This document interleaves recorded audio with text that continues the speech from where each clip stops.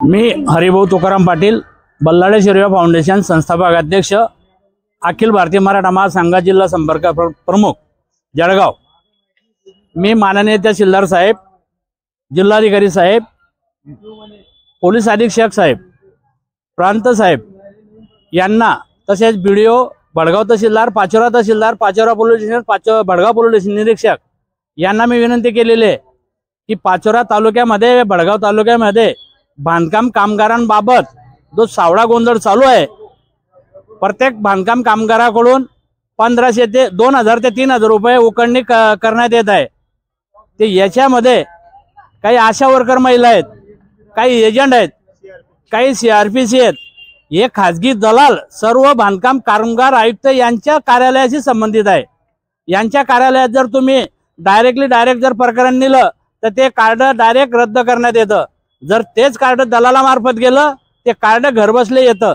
आता दुसरा विषय, आपल्या मार्फत पाचोरा गट विकास अधिकारी यांना सूचित करतो, विनंती करतो, त्यांनी शासनाच्या नियमाचं जीआरचं पालन करावं।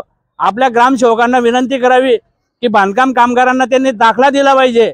हे ग्रामसेवक दाखला देत नसल्यामुळे आणि जर त्यांच्यामुळेच हे भ्रष्टाचार बोकाळलेला आहे, असं मी आपल्या मार्फत गट विकास अधिकारी पाचोरा हे 100% दोषी आहे आणि त्यांचे जे ग्रामसेवक आहेत हे आणखी त्यांच्यापेक्षा 100% दोषी आहेत।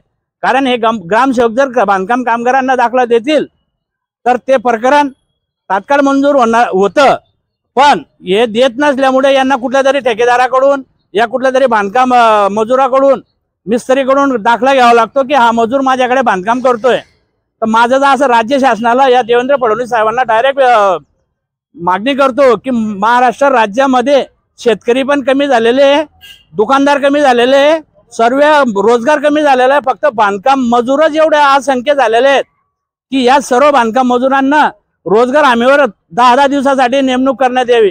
एवढे बोगस बांधकाम कामगार या पाचोरा तालुक्यात, या जळगाव जिल्ह्यात, या महाराष्ट्र राज्यात निर्माण झालेले आहेत। या सर्व बांधकाम कामगारांना महाराष्ट्र राज्य शासनाने 10 दिवस रोजगार हमीचे काम करायला लावायला पाहिजे, तरच हे बांधकाम कामगार ओरिजिनल आहे का नकली आहे का डुप्लिकेट आहे का बोगस आहे हे सिद्ध होईल। भडगाव पाचोरा तालुक्याची जर लोकसंख्या पाहिली, बांधकाम कामगारांची संख्या पाहिली तर 80% बांधकाम कामगार आहे, 100%। तर ते आता पाचोरा भडगाव विधानसभा मतदारसंघाचं 2,80,000 मतदान आहे, तर त्यापैकी माझ्या मते 2,60,000 बांधकाम कामगार पाचोरा भडगाव विधानसभा मतदारसंघात आज रोजी नोंदणी झालेल्या आहेत। सगळे बोगस बांधकाम 100% बोगस आहेत। तरी आपल्या मार्फत मी मुख्यमंत्री साहेबांना विनंती करतो की सर्व बांधकाम कामगारांची चौकशी करून त्यांच्यावर गुन्हे दाखल करा। जसं लाडक्या बहिणींना डबल लाभ भेटू दिला नाही, तसं बांधकाम कामगारांनी जे साहित्य घेतले त्यांना दुसऱ्या योजना भविष्यात कुठे मिळणार नाही, त्यासाठी देखील कारवाई केली पाहिजे, त्यांची शहानिशा केली पाहिजे। वाटपच्या ठिकाणी काही लोक 20-20 लाखाच्या गाड्या घेऊन भाडे घ्यायला येतात। मग माझं तेच म्हणणं आहे ना, महाराष्ट्र राज्यात इतर मजूर कमी झाले, बांधकाम मजूर वाढले, तर त्यासाठी राज्य शासनाने बांधकाम मजूर फक्त भांडे घेण्याच्या योजनेसाठी वाढले असं तुमचं म्हणायचं आहे? 100%। फक्त त्यांना लाभ पाहिजे, भांडे पाहिजे, मुलाच्या लग्नासाठी काही पैसे पाहिजे, शासन पैसे देतं, काही साहित्य देतं, यासाठी त्यांची लालसा वाढलेली आहे। त्यामुळे जे बोगस कामगार नोंदणी करणारे, त्यांना बोगस दाखला कामगारांचा देणारे, यांच्यावर देखील गुन्हा दाखल झाले पाहिजे। सर्रास ऑनलाईन वाले बोगस 2-3 हजार रुपये घेता, बोगस कामगारांचे कार्ड आणून देता, आणि जर तुमच्या माझ्यासारखा डायरेक्ट बांधकाम कामगार आयुक्त यांच्याकडे गेला तर त्याचं प्रकरण रद्द करण्यात येतं, चुकीचे शिक्के मारण्यात येतात।